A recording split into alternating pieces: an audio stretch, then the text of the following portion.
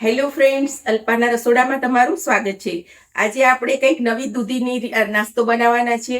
દૂધીમાંથી બનાવશું મુઠિયા, પણ આપણે વાળવાની ઝંઝટ વગર અને સરસ દેખાય એવા બનાવવાના છીએ। ટિફિનમાં લઈ જાય તો પણ સારા લાગે છે અને ડીશમાં પીસેલા પણ ખૂબ સરસ લાગે છે। એવી રીતે નવી રીતે આપણે દૂધીના મુઠિયા બનાવશું। તો ચાલો રેસીપી જોઈએ। તમે મારી ચેનલને સબસ્ક્રાઈબ કરજો, લાઈક કરજો, શેર કરજો।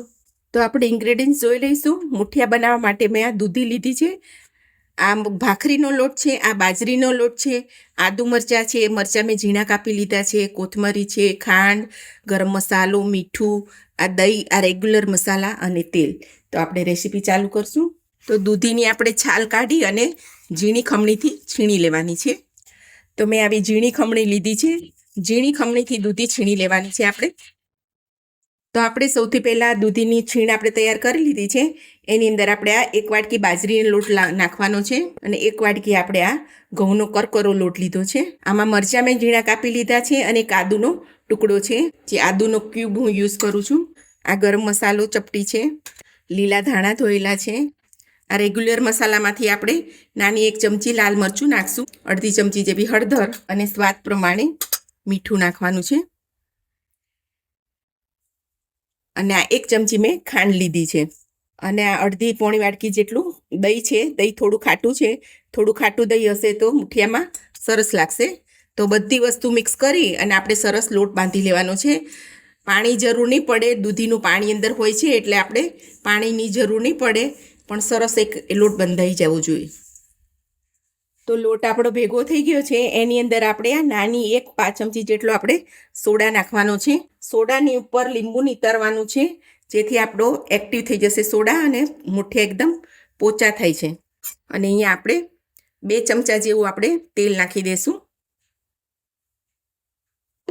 અને ફરીથી બધો લોટ આપણે મસળી અને તૈયાર કરી લઈશું।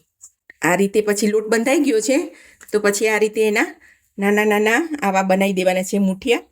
તો મેં આની પર જાળી પર તેલ ચોપડી દીધું છે અને આવા નાના નાના બનાવી ટિક્કી અને એની પર મૂકી દેવાના છે। તમારે લંબગોળ ગમતા હોય તો તમે લાંબા પણ બનાવી શકો છો, પણ ગોળ સરસ લાગે છે। તો આ રીતે બનાવી અને આપણે એને 15 મિનિટ બાફી લેવાના છે।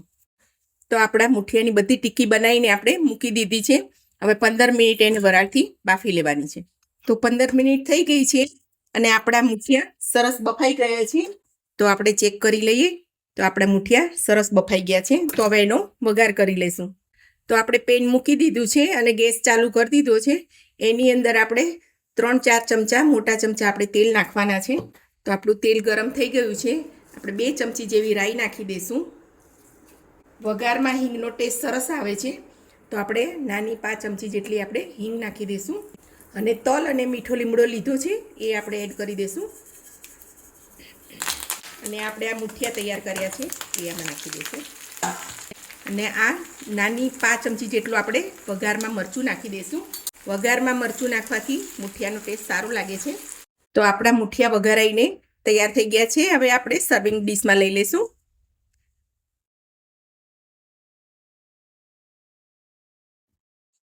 તો આપણા ટેસ્ટી મુઠિયા તૈયાર થઈ ગયા છે। તે મુઠિયાની વાળવાની ઝંઝટ નથી રહેતી, દેખાવમાં સરસ લાગે છે, ટિફિનમાં પણ લઈ જવાય છે, ડિનરમાં પણ ચાલે છે। તો આ રેસીપી તમે જરૂરથી ટ્રાય કરજો। મારી ચેનલને સબસ્ક્રાઈબ કરજો, લાઈક કરજો અને શેર કરજો।